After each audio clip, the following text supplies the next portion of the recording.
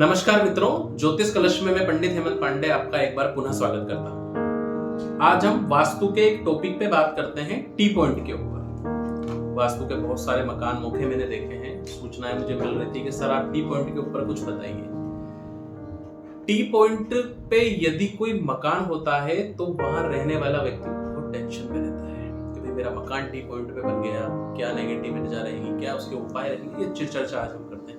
सबसे पहले तो टी पॉइंट मकान वाले इस बात का विशेष ध्यान रखें कि यदि टी पॉइंट मकान पूर्व दिशा और उत्तर दिशा में है तो आपको परेशानियां मात्र 30% रहेगी। लेकिन यदि आपके मकान का टी पॉइंट दक्षिण दिशा में या पश्चिम दिशा में आ रहा है तो संभावना थोड़ी सी गंभीर होती है, थोड़ी परेशानियां ज्यादा रहती है। टी पॉइंट की एक सबसे बड़ी विशेषता जो मैंने अनुभव करी, जो मैंने देखी अपने जीवन में वास्तु में, कि टी पॉइंट वहां रहने वाली महिलाओं को ज्यादा परेशान करता है।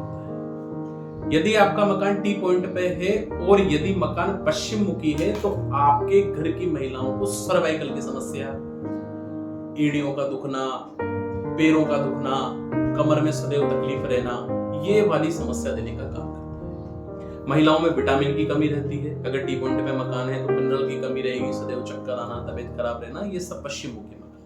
और यदि आपके मकान का टी पॉइंट दक्षिण दिशा में आ रहा है तो उस घर के जेंट्स ज्यादा परेशान रहेंगे। पश्चिम में है तो महिला है और दक्षिण में है तो उस घर के पुरुष ज्यादा परेशान रहेंगे। सफलता नहीं मिल पाएगी, कोई ना कोई घर में पीड़ित रहेगा। उस पीड़ित व्यक्ति को इतनी परेशानी नहीं होगी जितनी वहां के मुखिया को या वहां के जेंट्सों को मेंटली ज्यादा परेशान रहेंगे। जैसे मान लीजिए किसी के माताजी बीमार है और दक्षिण मुखी मकान है तो माता इतनी पीड़ित नहीं रहेगी जितना उसका बच्चा, उनके लड़के जो है वो या उनके पति जो है वो ज्यादा पीड़ित रहेगी। मतलब दक्षिण मुखी टी पॉइंट पे पुरुष परेशान रहते हैं। दक्षिण मुखी टी पॉइंट का एक विशेष बात ये रहती है कि वहां रहने वाला कोई ना कोई व्यक्ति किसी न किसी नशे का बहुत गंभीर आदी रहता है और वो छोड़ भी नहीं पाता। उस घर की आर्थिक स्थिति, सामाजिक स्थिति और मानसिक स्थिति उस नशे वाले व्यक्ति के कारण बर्बाद हो जाती है। अब हम बात करते हैं उपायों की कि हम क्या उपाय करें। टी पॉइंट पे यदि आपका मकान है तो सबसे पहले तो आप निश्चिंत रहिए, कोई ज्यादा दिक्कत वाली बात नहीं है। हम किसी अच्छे वास्तु एक्सपर्ट से उसको दिखाएं और उसमें जितनी भी नकारात्मकता है वो हटवा दें। ये मेरी एक पर्सनल सलाह है, किसी अच्छे वास्तु एक्सपर्ट से अपने मकान का मौका दिखाइए। साधारण अगर हम कोई उपाय करते हैं तो अष्टकोणीय एक दर्पण आता है या पाकवा दर्पण, हमें हमारा जो मुख्य दरवाजा है वहां पर हमें अष्टकोणीय दर्पण, पाकवा दर्पण स्वास्तिक के चिन्ह के साथ लगाना है। बाहर की तरफ हमें अष्टकोणीय दर्पण या पाकवा दर्पण लगाया और स्वास्तिक का चिन्ह लगाना है।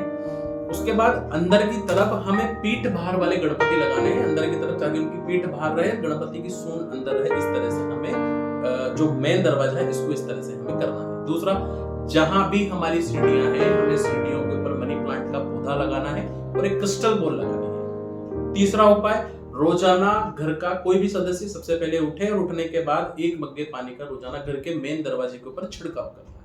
ये तीसरा उपाय टी पॉइंट मकान का। चौथा, प्रयास ये रखें कि हफ्ते में 1 दिन, नहीं तो महीने भर में 1 दिन तो पूरे घर में नमक के पानी का पोछा लग जाए। और पांचवा सबसे विशेष उपाय, टी पॉइंट मकान वाले इस बात का ध्यान रखें कि प्रत्येक वर्ष आपको श्री हनुमान जी महाराज की आराधना करनी है। प्रत्येक वर्ष आपको रामायण जी का पाठ कराना है, ब्राह्मण बंधुओं को बुलवा करके हवन करवाना है, भोजन करवाना है। चाहे कन्याओं को, ब्राह्मणों को आप भोजन जरूर करा के इस तरह से दान करें। इन सभी उपायों को करने से आपके टी पॉइंट के मकान की नेगेटिव एनर्जी काफी हद तक कम हो जाएगी, वहां रहने वाले को बिल्कुल भी परेशान नहीं करेगी। इससे संबंधित कोई भी अगर आपके प्रश्न है, वास्तु से संबंधित कोई भी प्रश्न है तो ज्योतिष कलश में आपका स्वागत है। अगली वीडियो में आपसे जल्दी मुलाकात होगी। जय श्री कृष्ण, जय राम।